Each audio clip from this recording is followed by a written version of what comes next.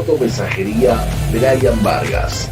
Trámites, envío de paquetería, cobranzas, servicios puerta a puerta, precios súper accesibles.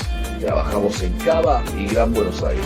Comunicate al 11 40 34 51 54. Motomensajería Brian Vargas.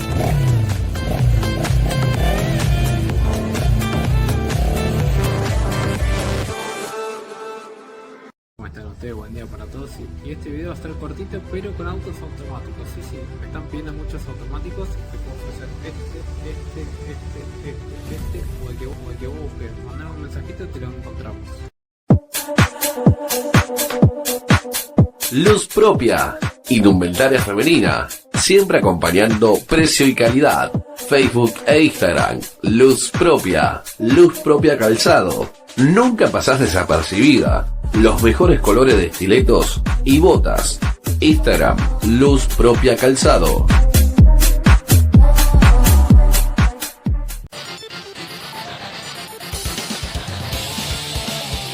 Si te gusta el Dragon Ball y los Fighting Games, no podés dejar pasar esta oportunidad.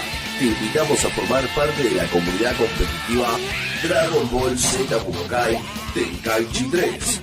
Nos encontramos en Facebook bajo ese mismo nombre. Por ese canal anunciamos regularmente eventos, torneos, competiciones, desafíos y todo lo relacionado al Tenkaichi 3.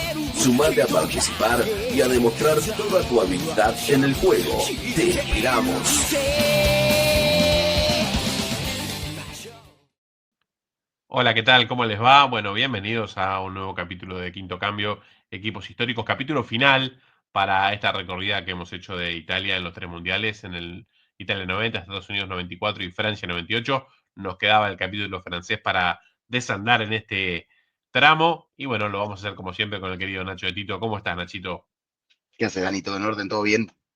Todo bien, con ganas de hablar de fútbol, que es lo que siempre nos trae por acá, y bueno, charlar de esta participación italiana en Francia 98. Bueno, buenas repercusiones de lo que hemos hecho hasta ahora. Realmente ha sido muy interesante ver dos equipos que no se parecían en nada, pero que obtuvieron buenos resultados. Y este tercero, aunque parezca mentira, tampoco se parece demasiado a aquellos dos. Así que, bueno, en un ciclo de 8 años, ver tantos cambios y con todos tener buenos resultados, porque, a ver, irte perdiendo poco o casi sin perder en un mundial es un buen resultado, más allá de que Sí. uno quiere ganar siempre. Bueno, será interesante de analizar en esta charla, y eso además agregarle un montón de nombres conocidos para nuestra generación que son con los que crecimos viendo, ¿no?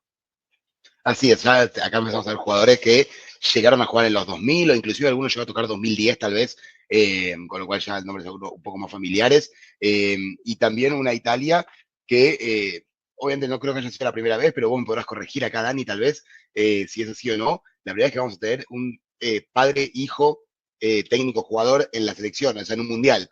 Sí, total. Porque obviamente desconozco si es la primera, si es la primera que pasaba o si ya había pasado antes. Creo que es la primera Es la primera, sí. de padre e hijo. Ah, bueno, estaba en lo cierto, padre e hijo en la selección y jugando un mundial en una Italia que venía de haber estado a punto de tocar el cielo con las manos en Estados Unidos 94, que luego tiene una Euro para el olvido, un cambio de entrenador y una selección de entrenador rara, ¿no? Para lo que era Italia, porque generalmente se estaba eligiendo al técnico de moda o a alguien, como bien dijiste vos, Dani, hace unos capítulos, a un técnico que ya esté consagrado, ni que ya haya tal vez pasado su época de gloria en clubes, como para dar la selección. En este caso, la selección de Cesare Maldini, yo creo que sorprende a todos, más que nada porque era un cambio en el perfil de cómo se elegía el entrenador, ¿no? Primero, no estamos hablando de un tipo que estaba activo trabajando en clubes de primera, sino que estaba trabajando en la selección sub-21. Un tipo que, si bien había ganado los últimos 2 campeonatos europeos Exacto. sub-21, igual no era un tipo que no era el técnico de la Juventus, no era el técnico del Inter, no había dirigido últimamente a sus equipos. Recordemos que estuvo 10 años prácticamente siendo el entrenador de la sub-21. Antes de eso estuvo como ayudante de campo de la selección mayor, con lo cual era un tipo que tal vez en clubes o a la visión del hincha no estaba en el primer plano hacía casi 20 años. Sí, recuerdo que había una gran sátira de parte de la prensa italiana con Cesare Maldini. Le decían Cesarone, o sea, como un Cesarón, como que ya estaba grande, como que estaba devenido en años, pero sí tenía mucha banca de cierta parte del mundo del fútbol. ¿Por qué? Por dos cosas que decía Nacho recién. Primero, que venía en ganador con muchos de estos jugadores de la sangre nueva que venía ascendiendo en la selección, porque los había dirigido en las categorías juveniles, ganando el torneo europeo, que allá, bueno, Nacho, me lo podrás decir vos, le dan bastante valor, o sea, tiene Sí, como un peso el torneo europeo a nivel selecciones, y además había sido ayudante de Enzo Bearzot en la última consagración de Italia en el 82. Entonces eso, bueno, pensando de que era un proceso corto, porque se pensaba solo a 2 años, desde la salida de Sacchi después de la Euro 96 al Mundial, había que enfrentar eliminatorias. Y el Mundial, decís, bueno, después vemos, vamos a poner a este que por lo menos conoce el paño, es de adentro, y después veremos qué opciones hay. Por supuesto, Italia tiene una escuela de entrenadores, la vemos hasta hoy en día, ¿no? Con la selección en un momento largo de no tener buenos triunfos, sacando la Euro 2020, y sin embargo los técnicos italianos están en el primer nivel del fútbol europeo siempre. Bueno, en esta época no era distinto, había muchos muy buenos,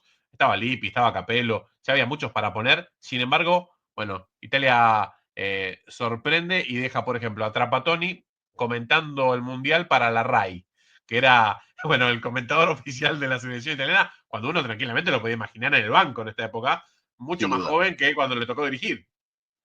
Sin duda, un Trapattoni que además había estado hacía muy poco en el Bayern Múnich con un éxito grande en el Bayern, Claro. eh, más allá de una salida un poco tumultuosa al final de su segundo ciclo, con una recordadísima conferencia de prensa que me encantaría poner acá, pero digo, Sí, la vamos sacando a. eso, Un día era la vamos a poner y la tenés que traducir vos, Nacho, porque yo no entiendo nada, un pero día, un muy día lo que podemos divertida. hacer es hablar del Bayern Múnich de Trapattoni, de las dos etapas, porque la primera etapa es una muy exitosa con el Bayern, la segunda no tanto. La recordada conferencia de prensa es la segunda etapa, donde el pobre Strunz lo defenestraron, lo dejaron sin carrera casi al bueno Strunz. Pero sí era un Trapattoni que sí podría haber agarrado tranquilamente, estaba en condiciones de agarrar a la selección italiana por capacidad y porque además, como dijimos antes, ¿no? Generalmente se elegía algún técnico italiano que ya esté de moda hace un tiempo largo, no que sea la nueva figurita de moda, sino que ya lleve cierta estabilidad en el mundo del fútbol y que ya haya logrado consagrarse en diferentes lugares, como era el caso, por ejemplo, de los mencionados antes por vos, de Trapattoni.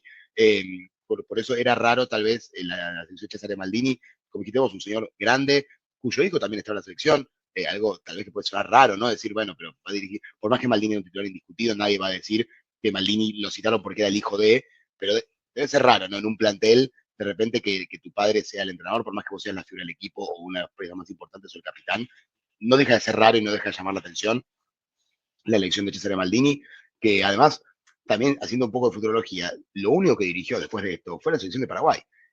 Para Claro. el Mundial 2002 y después nunca más dirigió, bueno, obviamente falleció hace varios años ya, pero digamos, no hizo mucho más que eso después, fue del Sí, Mundial 98, además, Paraguay 2002 y listo. la selección la dirigió en el Mundial, la de Paraguay, no es que dirigió las Claro, eliminatorias.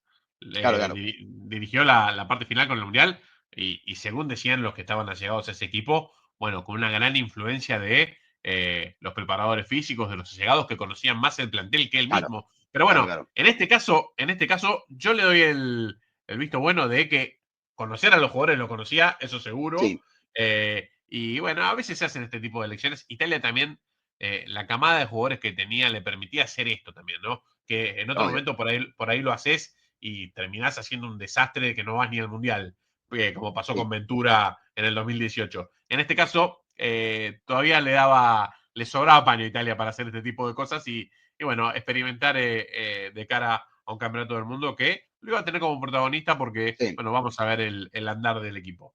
Sí, es una elección en su momento como la de Peckerman, tal vez, que Peckerman venía de varios procesos exitosos con las Sí, selecciones menores de Argentina, y de repente fue, bueno, vamos a dar la oportunidad, además, también lo de Peckerman fue 2 años antes de un mundial, esto claro, también exacto. no es que César tenía los 4 años y podía manejar la Eurocopa, porque César asume a principios del 97 o a fines del 96, no me acuerdo, pero inclusive ya con la eliminatoria para el mundial arrancada, ¿no? Ya se habían jugado 2 partidos y Italia ya había ganado sus 2 primeras presentaciones, y recién ahí asume César Baldini, si no me equivoco, pero digamos, una Italia que tenía un año y medio para clasificar y prepararse al Mundial con un entrenador nuevo.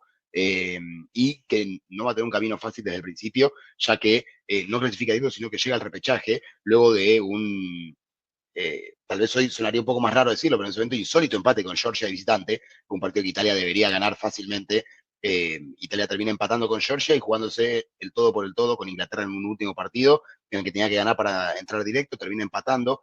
Inglaterra pasa directo, Italia va a un repechaje durísimo con Rusia, durísimo porque era, yo creo que uno o dos rivales que no te querías enfrentar en esa ronda y justo el sorteo dijo que te toca con Rusia.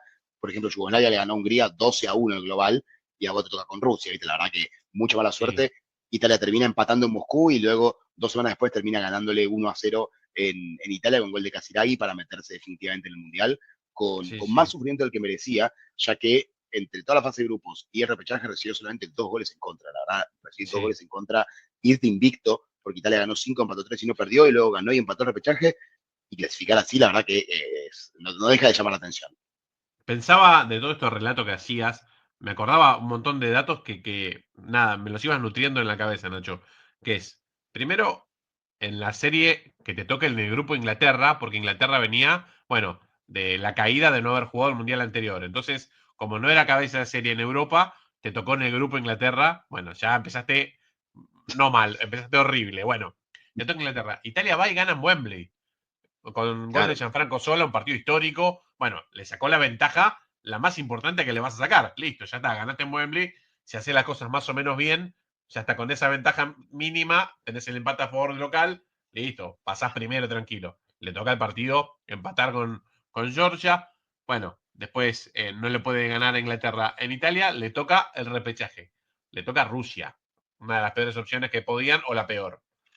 Va a jugar a sí, Moscú. sí, No recuerdo un partido como ese por eliminatoria con la nieve que había ese día. Una cosa, pero imposible de jugar. Pelota naranja, porque no se veía, ¿sí? Se lesiona el arquero, que era Angelo Peruzzi, y lo reemplaza Buffon, que debuta en la selección con 19 años. sí, En un muy Rusia, joven Buffon.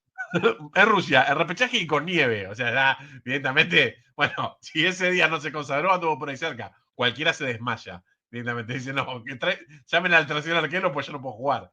Bueno, pavada de crack fue Buffon, que era el tercer arquero en realidad de este Sí, tercer equipo. arquero. Pero bueno, terminó atajando aquel día y después, a los 15 días, en el San Paolo de Nápoli, que era mirado absolutamente de reojo por los italianos por la eliminatoria y la eliminación de semifinal de Italia 90. Bueno, lo miraban así, el entrenador estaba convencidísimo, decía que para él era una cancha que traía mucha buena suerte. Bueno, los italianos estaban así, como diciendo, por favor, que esta vez no pase nada raro. Y el partido fue un partido cerradísimo. Italia ganó 1-0 con un gol de Casiraghi, que encima después no terminó siendo el Mundial, pero no le sobró nada. O sea, hablamos de que esa Rusia tranquilamente podría haber jugado el Mundial. Un Mundial de 32, Sí, seguramente una plaza podría haber sido para ese equipo.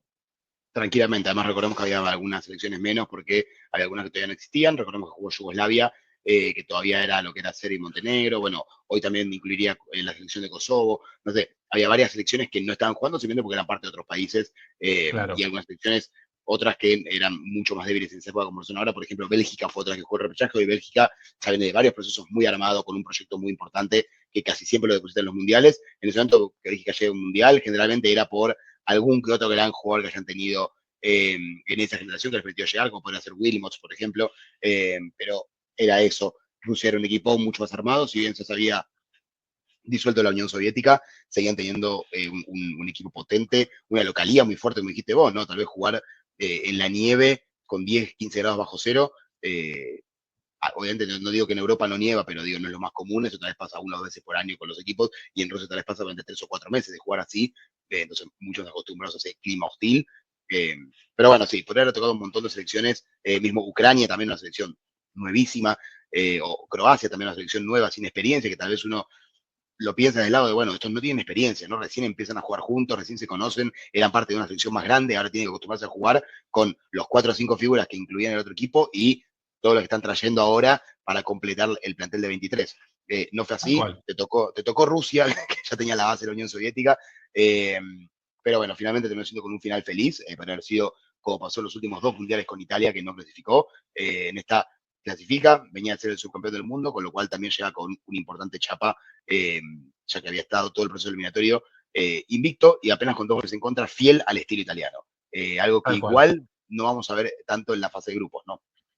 Sí, es cierto, es cierto. se termina fortaleciendo recién después de la fase de grupos. Pero bueno, si te parece, Nacho, arrancamos con el repaso ya de lo que fue la Dale, recorrida dentro del Mundial, con un debut que en Italia se habla siempre del drama del primer partido. Bueno, no iba a faltar drama en este partido contra Chile, equipo que teníamos bien visto nosotros acá del lado sudamericano. Había hecho una muy buena eliminatoria, sobre todo con esa gran delantera, ese Satsa de Zamorano y Salas, que en Europa Zamorano era la carta de triunfo y Salas era un desconocido todavía. sí, Bueno, se iba a presentar de forma bastante fuerte en este primer partido de la Copa del Mundo. Vemos las imágenes, Nachito, de lo que fue dale. Italia y Chile.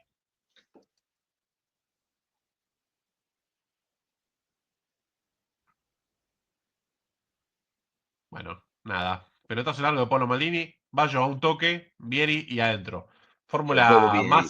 más italiana que esta creo que no hay, ¿no? En 3 toques al arco. Y bueno, el Bobo que nació en Italia, se crió en Australia y debutaba en Copa del Mundo con un gol en el primer tiempo. Y se despedía el primer tiempo con el empate de Chile. Porque, Así es. bueno, Lo agarraba después festejaba del, Costa sí, después del y, cabezazo de Zamorano Salas desde el piso. claro, o sea, justo la forma que dijimos, Salas, Zamorano cabecea, rebote y el Salas liquida. Y acá el segundo gol de Chile también apenas comenzó el segundo tiempo para ponerse Sí, 2-1. Otro gran cabezazo de Salas ganándole bien arriba y poniéndola inatajable para Pagliuca. Pagliuca que atajó los 5 partidos del Mundial. eh, no, con la número 12, ya que el número 1 era Francesco Toldo, no llega. Y acá, bueno, un penal para Chile que para Roberto Baggio era volver a patear un penal. sí, tal Creo que es cual. uno de los Bueno, penales con más historia del fútbol italiano. tal cual. Baggio convierte cuando ya estaba terminando el partido, pone el 2-2 para Italia y decían, Baggio arranca el Mundial desde donde terminó el otro, ¿no? Claro, Que es desde el punto penal. Bueno, hay que explicar la participación de Roberto Baggio y vamos a hacerlo porque vale la pena por lo menos desde el comienzo de esta Copa del Mundo. Baggio sin lugar a dudas, no entraban los planes del entrenador, pero no del entrenador, no entraban los planes de la Federación Italiana del Fútbol. ¿Sí? Bueno, se hablaba de un Baggio muy conflictivo, con muchos problemas con los entrenadores de turno, en sus equipos, en la selección. Bueno, era como que esta historia de, por más que sos un talentoso, por más que la gente te quiere, por más que te vaya bien con la camiseta italiana, bueno, no iba para mucho más. Él a pura insistencia y a puro rendimiento se termina metiendo por aclamación popular en la lista de 23, que era de 22 en realidad en esa época. Lo lleva Maldini, pero el titular era Del Piero. Italia jugaba de una forma donde el esquema táctico era 4-4-2 o en su defecto 5-3-2.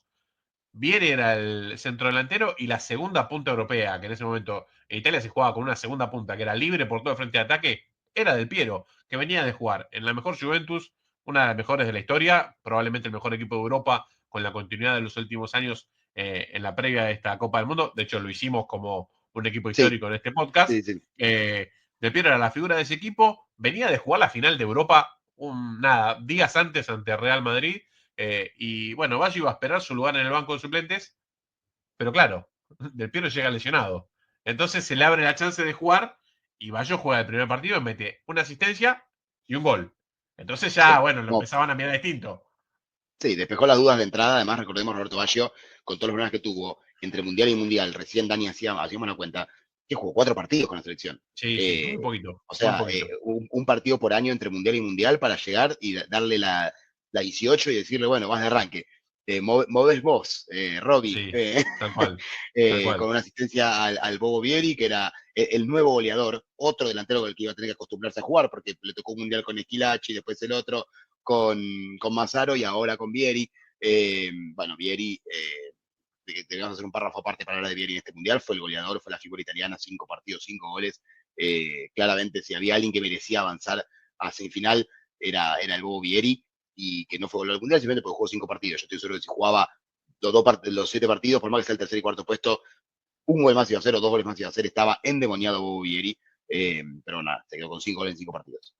Iba a decir de Vieri un par de cosas. Primero, Vieri cuenta en su historia, ¿no? En su biografía, eh, él nace en Italia, el padre se va a vivir a Australia y él vuelve a Italia porque se quería dedicar al fútbol profesional con 14 años, va a vivir con sus abuelos y siempre dice, yo quería dedicarme al fútbol profesional miraba la selección en mi casa y de repente me encuentro que estoy por salir a la cancha y voy a jugar en dupla con Roberto Baggio, ¿sí? El primer partido del Mundial, y Baggio me pega una asistencia que toca la pelota, me dice, yo casi me desmayo a la hora de definir. A ver, suena gracioso, pero estos tipos, como Roberto Baggio, ya era una leyenda. Absolutamente este Mundial ya lo jugó en carácter de leyenda, desde cualquier punto de vista. Y Vieri, nosotros hoy lo vemos con la carrera terminada, el tremendo goleador que fue, ¿sí? Pero en ese momento todavía tenía que revalidar, bueno, el lugar de donde estaba, una época donde había muchos delanteros en Italia, él peleaba el lugar con algunos que se habían quedado fuera, como Casiraghi y Ravanelli,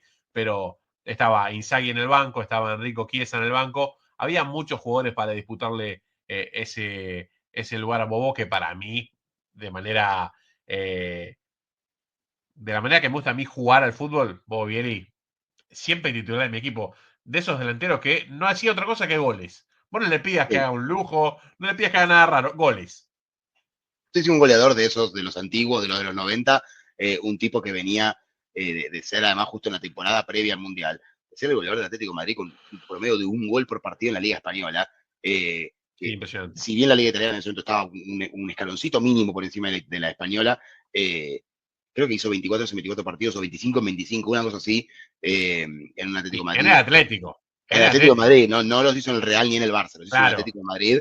eh, y la verdad era sorprendente cómo había llegado, tenía 25 años, con lo cual estaba en un punto excelente. Vamos a ver, Vieri obviamente no entra en este podcast, pero en Corea y Japón hizo 4 partidos, 4 goles también. O sea, jugó 2 mundiales, 9 Sí, partidos, 9 claro. goles.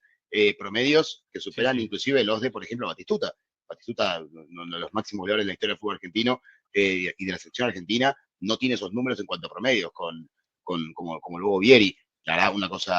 cosa increíble, fue interesante lo de Vieri, también una carrera rara, como dijiste vos, Dani, también, porque después del Mundial se va a la Lazio.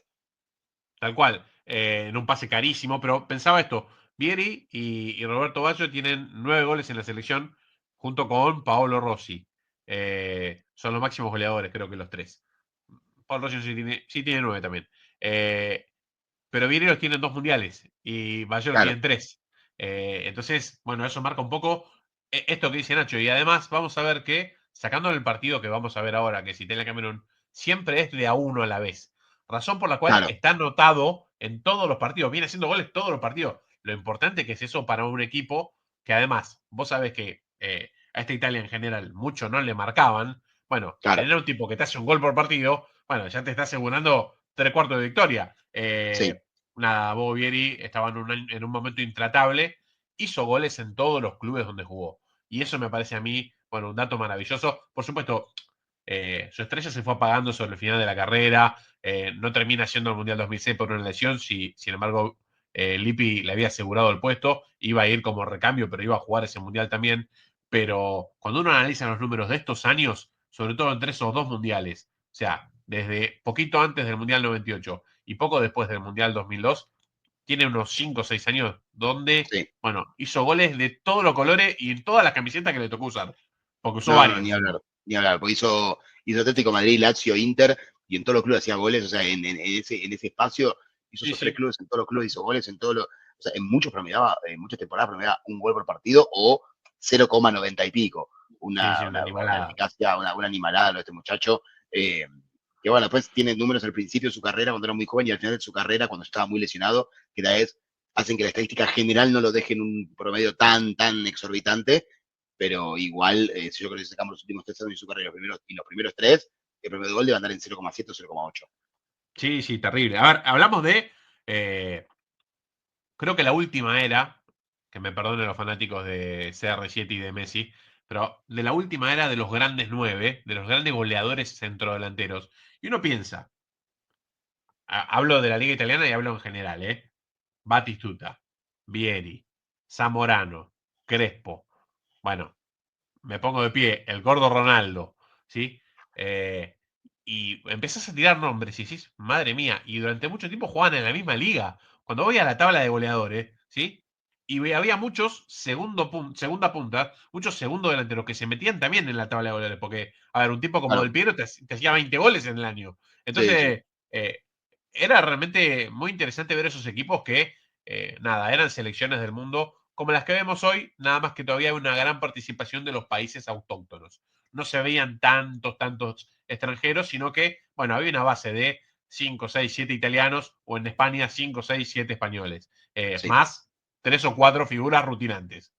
claro. Vieri entre el 97 y el 2006 tiene, creo que son 260 partidos, 170 goles.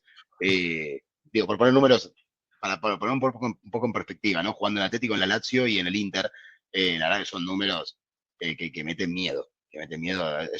Todos lo recordamos cuando jugaba Italia con Vieri. Italia no tiene un gol asegurado por partido, pero vos sabés que el que iba al área era medio gol. Sí, Era, tal era, cual. era intratable Vieri en esa época. Tal cual. Bueno, primera victoria, vamos, perdón, primer empate en el primer Primer partido punto. contra el Chile de Nelson Acosta, el Chile de Salas y Zamorano. Salas que justamente se iba a Italia, ¿no? Después de esto. Era Claro, la carta de presentación para los que lo iban a recibir.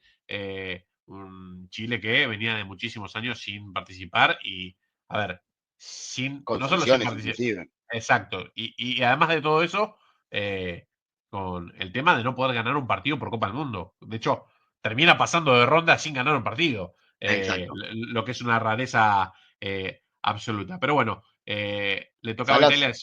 Sí, sí, como por decíamos, favor. Salas que fue a hacer dupla, te iba a decir, con Vieri en el Lazio. O sea, los dos los Claro. compra el Lazio y Lazio arma esa dupla de delanteros, Salas Vieri. Yo soy arquero, me finjo una lesión cuando me toca jugar contra el Lazio, por la duda. Para no hacer un ridículo, pido no jugar ese partido, lleva las 5 amarillas antes, hago algo. Porque es complicado jugar contra esos dos delanteros. Además, Salas lo demostró toda su carrera, un tipo como Salas que siempre se adaptó a jugar con otro delantero, ya sea de área o por afuera. Acá lo vimos con Zamorano. Los dos creo que hicieron todos los goles de Chile, si no me equivoco, salvo uno de tiro libre a Austria, que no me acuerdo el nombre del jugador que lo hizo, creo que el resto de todos los goles fueron de ellos dos. Una cosa, la verdad, que demuestra la gran adaptación, cómo se conocían y además lo bueno que eran, ¿no? Los dos. Sí, tal cual. Hablamos de dos delanteros de talla mundial en un equipo que no tenía talla mundial. No, no, Un no, equipo no, que no, estaba, sin esos dos jugadores, no hubiese clasificado ni de casualidad ni en la cerca, ni eliminatoria cerca. sudamericana. Ya con Ni de Zamorano casualidad. solo iba a ser difícil. Cuando le Claro. agregan a Sala, ya bueno, ya con dos delanteros de nivel en una eliminatoria como la sudamericana, ya te inclina la balanza, sobre todo en partidos tal vez un poco más accesibles, como puede ser en esa época Venezuela de local o de visitante, vos te asegurabas ya las dos victorias y con mucha cantidad de goles, porque tenía dos bestias, y después tal vez era ganarle a los que iban a estar ahí peleando con vos, como Colombia, Ecuador, Uruguay, Bolivia y Perú. Sí. De hecho, termina Y se definió clasificando todo en por la eso. diferencia de gol. Claro, Me claro, acuerdo, claro, claro. empataba con Perú en la misma cantidad de puntos, pero la diferencia de gol era, bueno, la diferencia Sí, era sí, abismal. abismal, abismal. Creo Abismal. que, creo, si no me equivoco, la de Perú era negativa, inclusive, y la de Perú era más 11, como que tenía un número. Eh, sí, sí, era una diferencia muy notoria, porque siempre que lo veo me llama la atención. Tal cual. Bueno, con todo ese panorama, Italia, primer punto que, a ver, tenía sabor a victoria porque se salvó la ropa en el último Sí, minuto. Llega de cara a lo que será su segundo encuentro contra Camerún. Un Camerún que ya estaba lejos de ser lo que fue en sus grandes épocas, pero que también había empatado su primer partido con Austria, así que estaban todos con un punto. Bueno, Italia tenía la chance de, bueno, poder ganar este partido y afianzarse fuerte en la punta de este grupo B de la Copa del Mundo 98. Italia y Camerún nos van a dar estas imágenes que, bueno, vamos a repasar. Por supuesto, lo decíamos antes, Del Piero seguía lesionado, iba al banco en este partido por primera vez, pero el titular seguía siendo Roberto Baggio. Así que, bueno, vamos a ver las imágenes de Italia-Camerún.